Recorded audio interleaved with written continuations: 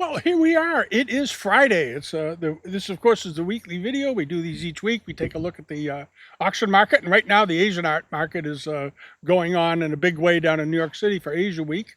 And today is the 19th of September. And I just took a look at the Freeman Hindman sale. Chugging along beautifully. They're getting some very, very good results. As you saw yesterday, we put up the Bonhams and the Doyle results. They were very good. Christie's had good results. So far, I'm pretty thrilled with how the Asian art market is looking these days. It's very strong. And the decorative Western market is very strong. And we're going to go through a few little lots that were just sold over at the Stair Gallery. Had a sale from some things from the Chinese porcelain company, which included other decorative art, European furniture and so forth. And I have to say the market right now is pretty buoyant. It may be tied to the stock market and how well it's doing and all that, but it seems to me the art and antique market is chugging along just fine. It's just doing great. I think it's fabulous. Before we get into things, a couple of things I want to bring up. One, I got a note from somebody the other day with a link to an article that apparently Christie's has abandoned their NFT program. Completely. They've laid off the entire staff. We talked about this. There's non-fungible tokens that they were peddling to suckers a few years ago. It did exactly what everybody with a brain knew would happen. The market completely collapsed, and you can't give away an NFT today. And Sotheby's apparently has let go all of their NFT staff, from what I read, except for one person. He may have a contract or some sort of agreement. But that nightmare is over. So it would seem that the two big auction houses pulled in a bunch of gullible people, sold them a bunch of expensive things, overhyped them, and then walked away from it and didn't provide a market for secondary sales. So not a very nice thing to do. Not a very nice thing to do. I've said it before. People look to the large two auction houses in particular for guidance and expertise and good advice on how to buy art and what to buy, especially if you're new at it and you suddenly have a lot of money to spend, and you go to these places looking for good advice, and they got lousy advice. And they got lousy advice because both of these companies have frankly just completely lost their way. The other thing that happened, I want to bring this up. This is sort of an astonishing thing. You may remember a month or so ago, I mentioned a lady who had bought some Chinese porcelain at Sotheby's, and she got quoted some astronomical shipping rate, like $1,700 or $1,800 or something, to get them out to California for 2 dishes. It was some crazy number. And Sotheby's, I guess in the process, charged her something extra or some sort of amount. It was only $400. And they told her back in July that she had a credit and they would be mailing her a check immediately. Well, Sotheby's never mailed them a check. And this poor person, it was like chasing down a credit card fraud case. She couldn't get them to respond. She kept calling and calling and calling, calling the person that she had been dealing with. They said they'd take care of it. They didn't take care of it. This went on for the last couple of months. And I just heard just this week, she finally was told that they're mailing her a check. And they made some sort of apology. But this just shows you how far down the tubes customer service has gone, as well at Sotheby's anyway. I found that astonishing, that they would hold the money for 2 or 3 months, basically. They held this. It's not because of the amount. It's not a particularly large amount of money, and that sort of thing. But it's the little things that really upset people. It's the little things that drive away customers, and this is the kind of thing that does it. It's just I've said it time and again. The two big auction houses have completely lost their way, as far as I can tell, and they better get back on track. I had a call this week from somebody who's a very well-known dealer in New York. Very well known to both Sotheby's and Christie's, and he said he thought he wanted to start a pool basically and betting on when Sotheby's might go under. He thinks he doesn't know what they're doing. And they no longer own, the company is no longer, of course, owned by the original buyer, Mr. Drahi.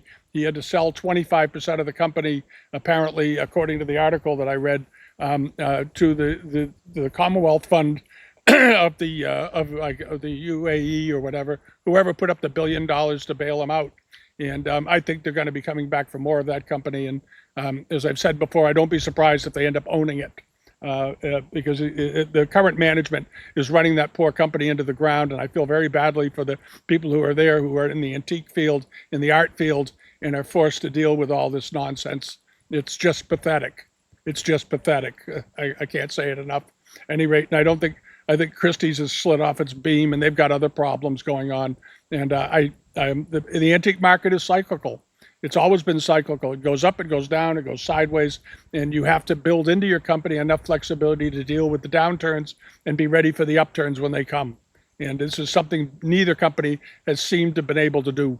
And they've relied instead on doing multiple wine and alcohol and knick-knack sales, as I call them. And they don't gross a particularly large amount of money, but selling something, I guess, is better than selling nothing. But anyway, that's what's going on. I'm glad to see that the Chinese still is of interest to the company, the Chinese and Asian art. But I did notice Sotheby's didn't even bother with the Japanese or Korean sale this year. They just did the one Chinese auction, and that's it. And it may be a lack of product, because we're going to see it doesn't matter anymore where you sell this stuff. You can sell it at Sotheby's, you can sell it at Christie's, you can sell it at Smith's in New Hampshire. You're going to get the same price. It's as simple as that. And they hate to admit it, but it's true. Great things bring great prices no matter where they're offered. At any rate, I want to talk a little bit about this. We had talked about this sale a couple of weeks ago, the Wilner sale, which is the residual collection. It was a lien auction, evidently, of the Weisbrod material that had been in storage for a long time, I guess, in the New York area. And from what I've been told, and I don't know if this is true, but I was told that the bill hadn't been paid, and they ended up seizing the stuff and selling it at auction. And the stuff was a lot of the stuff was pretty questionable, to put it mildly. And the prices were very soft, and the sale didn't do particularly well for what the pieces were purported to be. But a lot of them were fakes. And there were a few surprises. There was a couple of plates that did pretty well, but other than that, overall, the sale was sort of a joke, I'm afraid to say. And I said so a few weeks ago. A lot of the pieces were misrepresented, in my opinion. These Long Quan armrest here, they said they called it sung. It wasn't sung, I don't think. It only went for $500. There was this pitcher that, if it was sung, it would have brought in the 20s of thousands. Ended up going for $2,200.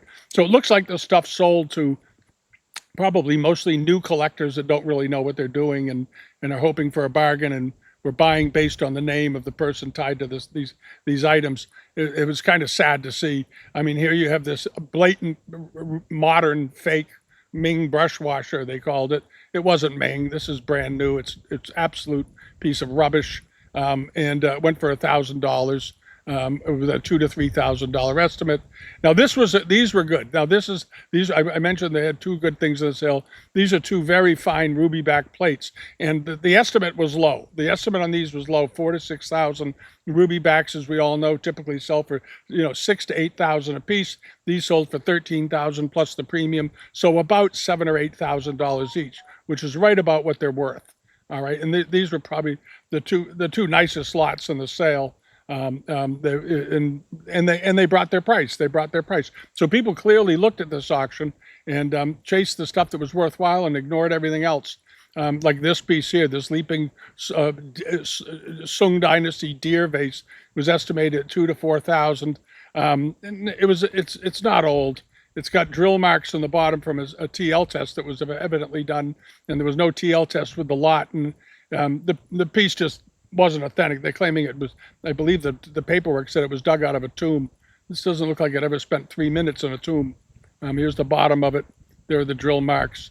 And in my opinion, this was a copy, modern copy. This Zheng family pillow, it was a famous Suzhou decorators. This was not one of theirs. This was a knockoff. It would have sold for $20,000 or $30,000 had it been authentic.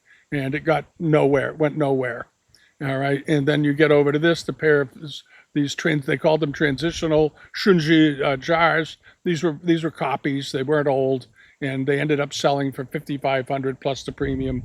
When they should have brought, if they were authentic, they would have brought $12,000 to $18,000 pretty comfortably. Judging by the rest of the market we're seeing this week, earlier this week, we saw that little tiny, that 9-inch vase of the transitional period sell at Doyle's, and it went for $3,800 for this 9-inch jar. These were 15 inches tall each, and they went for $5,500 plus premium.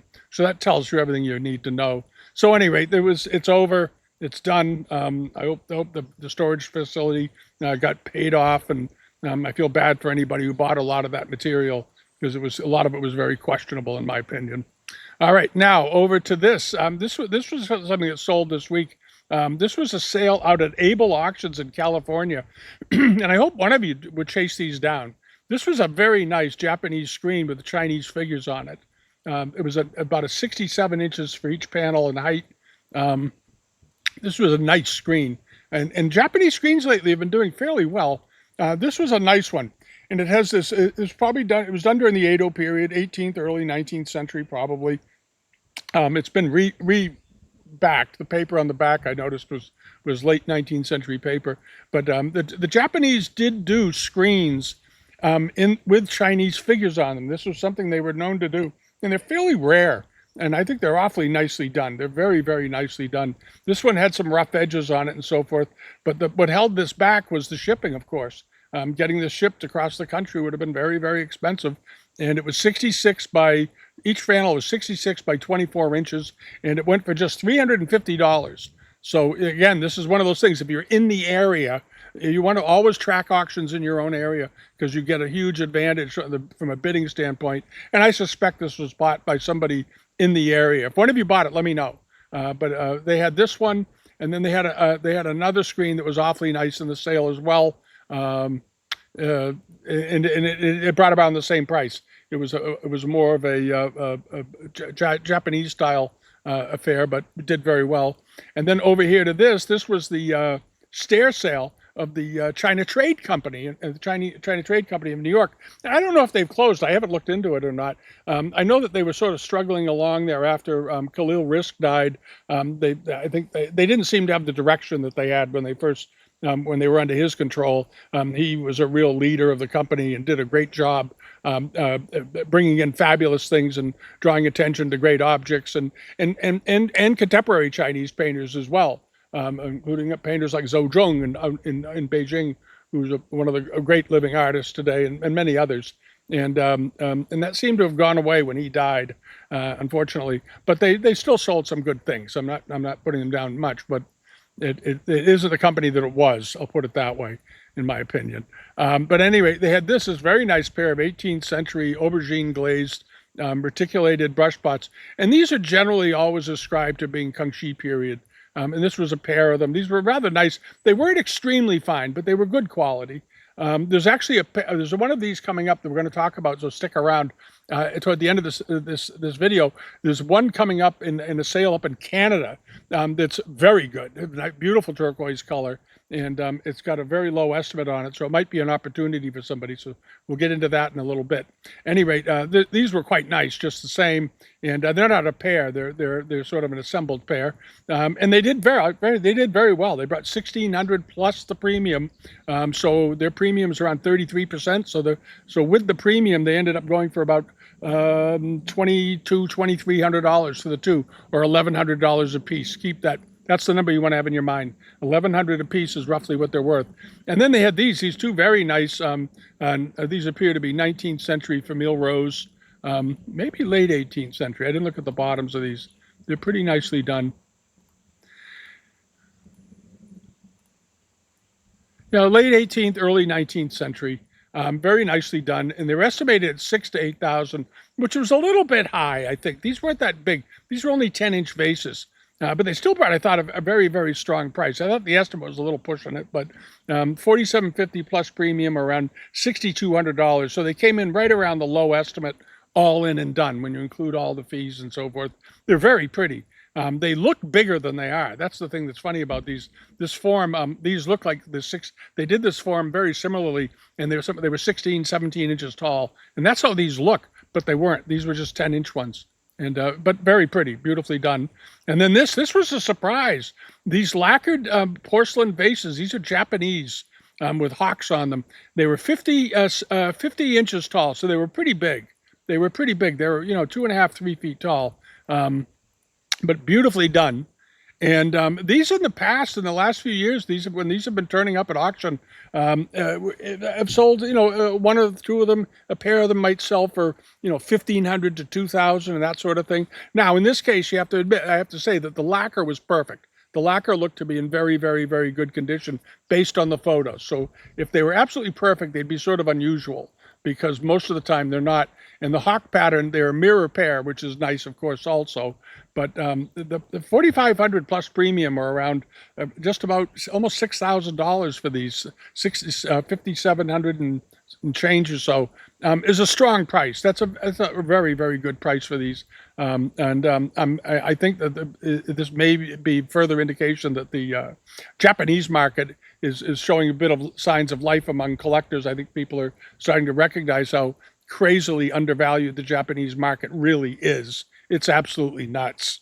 And for the quality, the quality of Japanese things are often superior to the Chinese pieces from the same period, but they don't have the Chinese economy pushing the price market point, and that's really all it is. It's not that the quality is necessarily better. It's just got a larger pool of money chasing it, and eventually it changes. It always comes back. But these were very, very nice, and we noticed also this week there was some inroads and things that sold through I think it was Bonham's had them, and they did well. Some other Japanese things did just fine. So we'll see how this goes. All right, and then hopping along over to this, the pair of Kangxi ovoid jars with the little dome lids. These were very attractive, and these were not big either. These are 8 inches tall, and they'd been sold at Christie's in 2012. They're wonderfully done, and they ended up going for about $4,400, including the buyer's premium, $4,300. But these were very nice color. They had very good blue, the very recognizable pattern, a nice form, and they had their lids. And all that adds up to being more desirable than the typical ones. So there you go, because often they're missing their lids. And then over to this, the big Fu line. This thing was enormous. It was 20 inches tall. I talked about this in the on the Patreon. We do videos every week over on Patreon. Those of you who subscribe know, and we talk about things that I have on my watch page and things that are coming up and that sort of thing. And I commented on these, but apparently somebody had already gotten a condition report on them. And they said that there was some restoration to the mouth of the Fu line. I don't know what it was because it's not listed, but there was some restoration evidently. But this was very, very big. It was 20 inches tall, which is highly unusual for one of these. And it did fine. Ended up going for about that comes out to about $5,500 or so with the buyer's premium. And so forth. Just touching on that lightly, on the Patreon page, if you haven't seen it, if you're not a paid subscriber, this is what it looks like. And this is just some of the things we put up just this week. You get a weekly copy of the Gazette, of course, and we've changed this over. Those of you that haven't tried it yet, we added this, we put it in as a flip book also. So you can download a copy of the paper if you want to have it on your phone for reading later, or you can read it in this format. And of course it enlarges, and you can do all the stuff you want to do to look at things. All right, so that's just an aside. And we put the Doyle sale up there, and over on the Patreon side, you watch it ad free. And then we put up a very interesting article on the ceramics of Asia and how export porcelain shaped the globalized world. It's a very academic paper, but it's quite readable, and it's about 60 pages long. And that you can flip through if you want. And then another one on the China trade that we put up this week, then the trip to Italy, and then a very interesting article from a few years ago from the Oriental Ceramic Society newsletter that we put into a book on here and so forth, and then the watch list thing. And these are just in the last 4 days. This is the kind of, some people have asked how often do I post stuff over there. I post things very often. We put things up, try to put up something at least every day, sometimes 2 things a day, every other day at the very least. But generally every day we add something new. So if you've been wondering what the page looks like, that's what it looks like. And then there's a whole section of past stuff that we've posted in the video libraries and all that sort of thing. So if you're interested, give it a shot. it's $5 a month. That's very reasonable, I think. At any rate, and then this the Food line, like as I said, $5,500. Now this did fine. I was interested to see how this would do. This is by Tuzo Corodo, and it's a beautiful biscuit base done in the Mei Ping form. It was apparently, I think he was probably some artist that the Chinese porcelain company was a fan of, the contemporary artist, and it ended up doing great. It brought 4,500 plus the premium, or around 50 again, $5,500 for that. But it was a big vase with 14 inches, very pretty, elegant lines, very nicely done. And then over to this was also in the sale, is this very, very nice Empire mahogany fauteuil. And it was allegedly, they attributed it to Henry Jacob. Apparently it was a stamp. Henry Jacob was a well-known French cabinet maker who died around 1824 or so. And he made a lot of Louis XVI style furniture. And he made a lot of furniture like this with these beautiful lattice backs and big arms on them and so forth. This was a beautiful chair, absolutely beautiful chair. And look at the price on it, $12,000 plus premium. So around $16,000. And that's a strong price for Henry Jacob. He was well known. He was very well liked and very heavily collected. He did a lot of commissions for wealthy French families and so forth. A lot of his stuff turned up in Austria and so forth because of the style, particularly this style of chair. Again, showed some strength in the furniture market. And there were other things in the sale too. You go through go to the Stair auction, go through it, and you'll see how well a lot of the stuff really did. It was quite impressive. All right. And the sun's coming in on me here. Okay, I hope I don't wash out too much. Let's see here. Let me pause this for a second. Okay, that might be a little better. I had to move some things. The sun is shifting through, and I have trees in my yard. And they end up washing away the scene here. Any rate, there was this also in the sale. This was a very nice tobacco leaf with a monogram. Tobacco leaf plates don't turn up all that often with monograms. And this was a very, very nice one. Beautiful colors, nice clear yellows, good blues. The gilding was in good shape. The monogram was nearly 100% still intact. They didn't say who the monogram was for, who the set was made for, but it was a beautiful example. 7 5/8 inches in diameter, ended up going for $800 plus the premium, or around, comes in at about $1,000, a little over $1,000. And then there was this. This I thought was one of the best things of the sale. I loved this. It was a giant piece of basically a boarded up piece of Chinese wallpaper, and it was very big. It was 6 by 9 feet.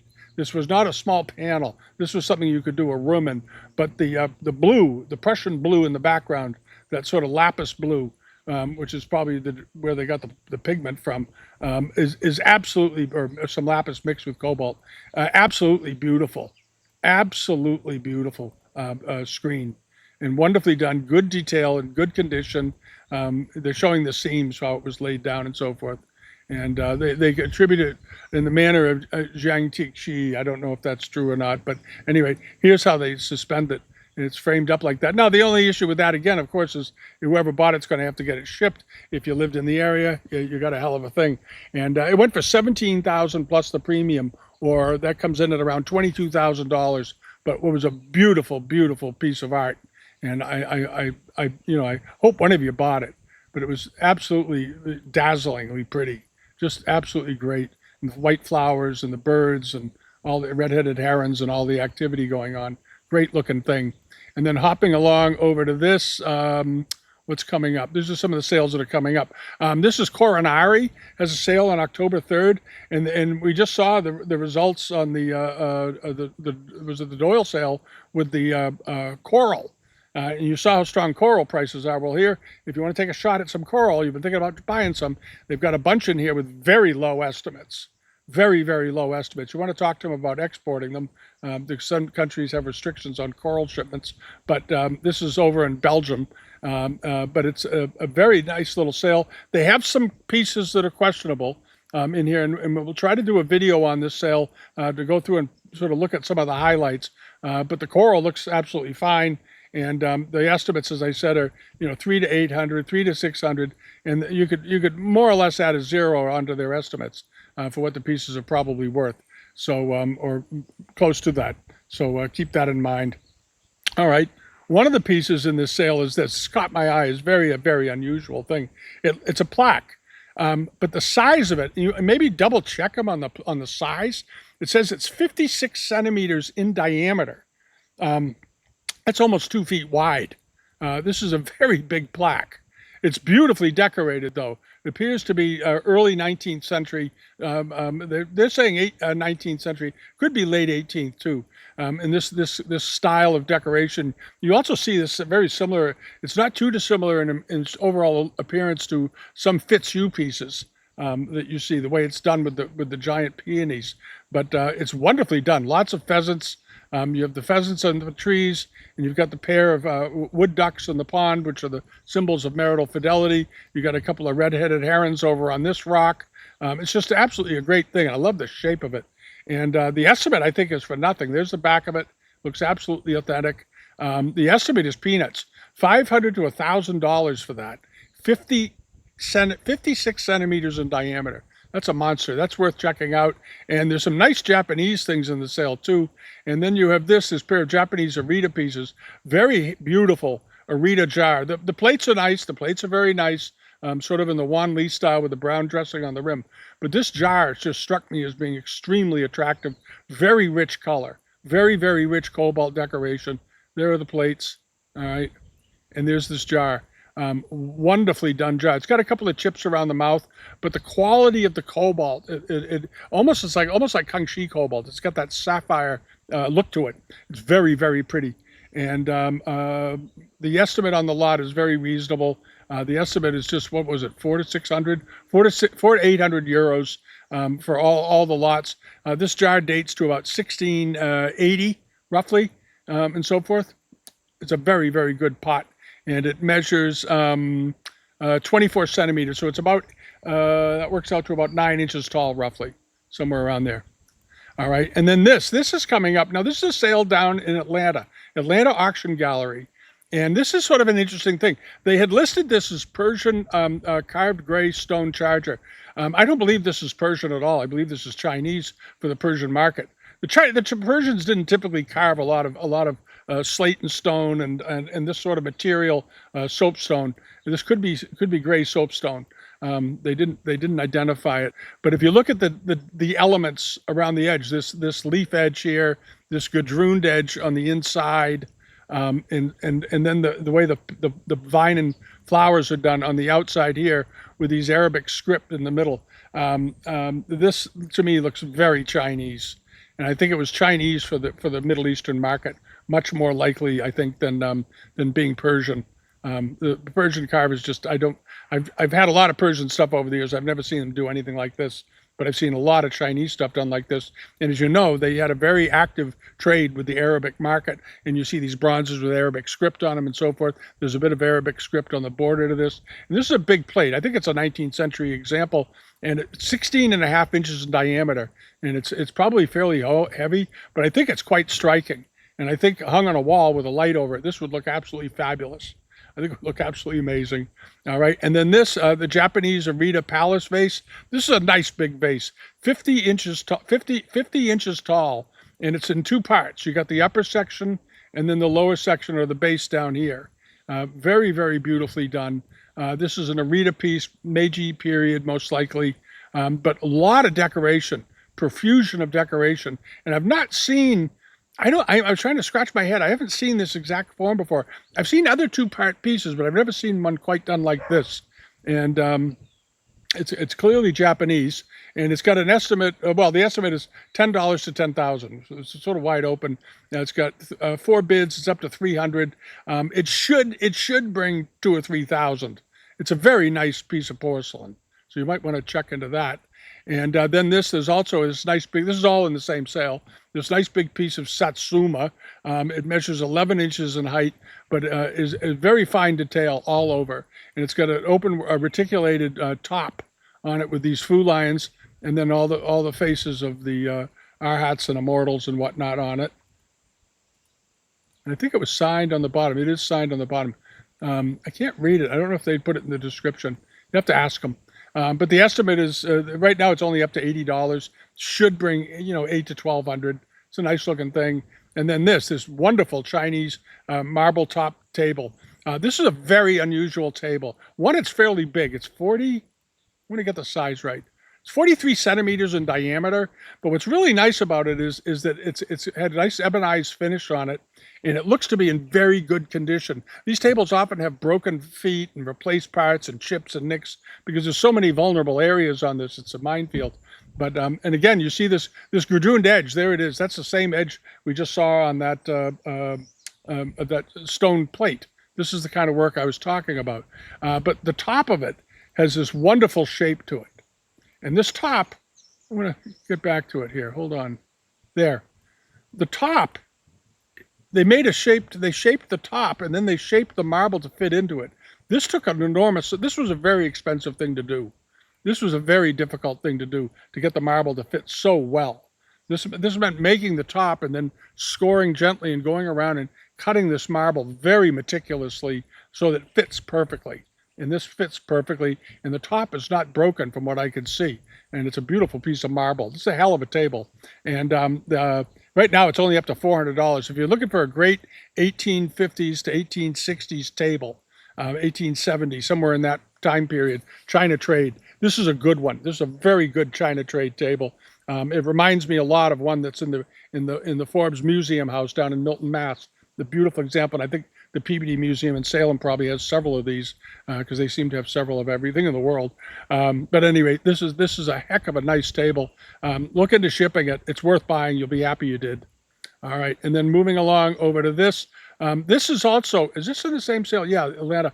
They have this as Chinese, and I asked them for pictures of the back of this because this looks like an Annamese bowl to me for the Vietnamese market.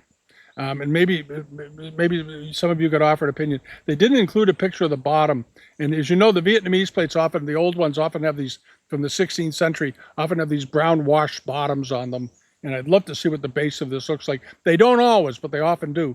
But this decoration, to me, looks very much Vietnamese market material more than a Chinese domestic market.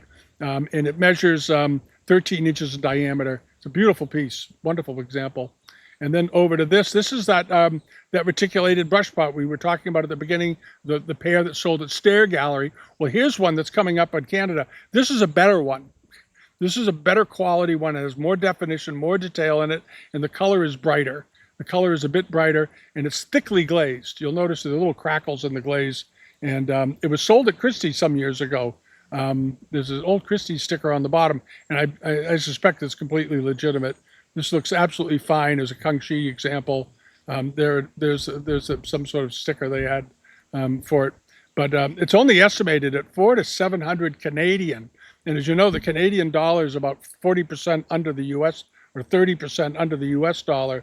So right now, the opening bid, for example, here is $200 Canadian dollars to open the bidding. That means that in U.S. dollars, that's about $140. And it has no bids on it right now. It's only got 6 watchers. And this is the Stunning Arts and Auction and Appraisal Company in Toronto. Stunning Arts Auction and Appraisal, Toronto. And it's lot number 348. So do check that out. This is a good thing. To me, it's better than the other ones that sold for $1,100 a piece.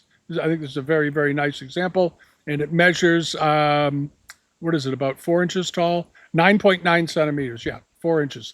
All right, and then hopping along, this is Marquis de Santos has got a sale coming up. A lot of Chinese export wear. They're over in Portugal, I believe, right? I want to make sure I get it. Yeah, pretty sure. Yeah, they're Portugal, right? In Porto, Portugal. There we are. And there's some nice pieces in here. There are some pieces you want to be careful with, and I'm going to try and do a video this week because there's enough here in the coronary sale. There's some things to talk about, and in the coming week we'll try to do something on it because there's some nice pieces here, and so forth. And this is the Marquis de Santos sale. And the other thing is Rob Michaels has a sale coming up in October, October 16th. And we'll cover this down the road a little bit. But there's a number of good-looking lots in here. There's some nice blue and white pieces and so forth. I haven't had time to go through the whole thing. And those are, by the way, I've heard from a couple of people in the last month that Rob sold the company or took on investors or something. Does anybody know anything about that? Somebody said there were Chinese guys bought part of the company. I don't know if it's true or not. I'm just asking if anybody else has heard the same thing. I haven't seen anything in the press about it. Haven't seen anything in Art News about it. Nothing in the Gazette about it. But it's something that two people have brought up to me and said that they heard that. So if any of you have heard that story, email me and let me know what's going on.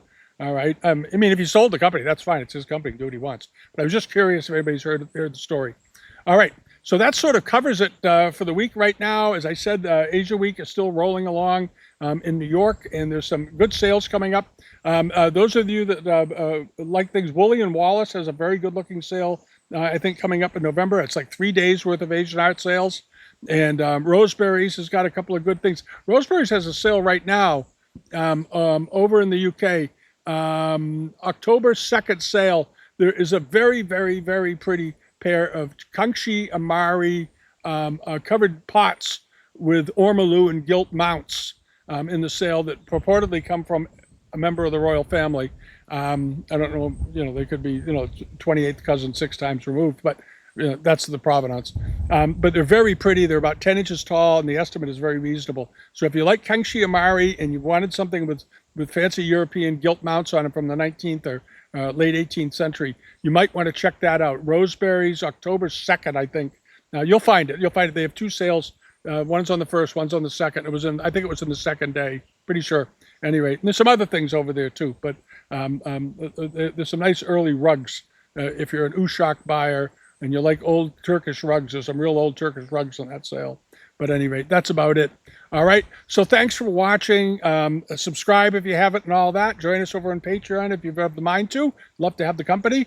We have a lot of subscribers over there right now. It's kind of fun. People leave comments and so forth and talk. And that's it. And as I said last week, we've changed the newsletter page over, and we're starting to sort of share more things on other sites that are coming up for auction, because we've more or less given up on eBay ever getting their act together. And but there's plenty of stuff out there to look at and to ponder for purchase.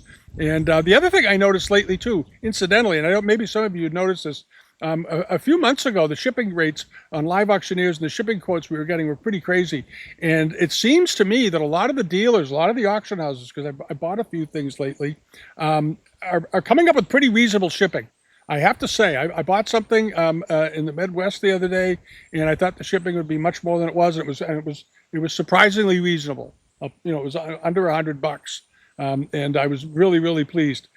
So maybe increasingly the auction houses are pushing back on the Live Auctioneers quotes, which are just stupidly high.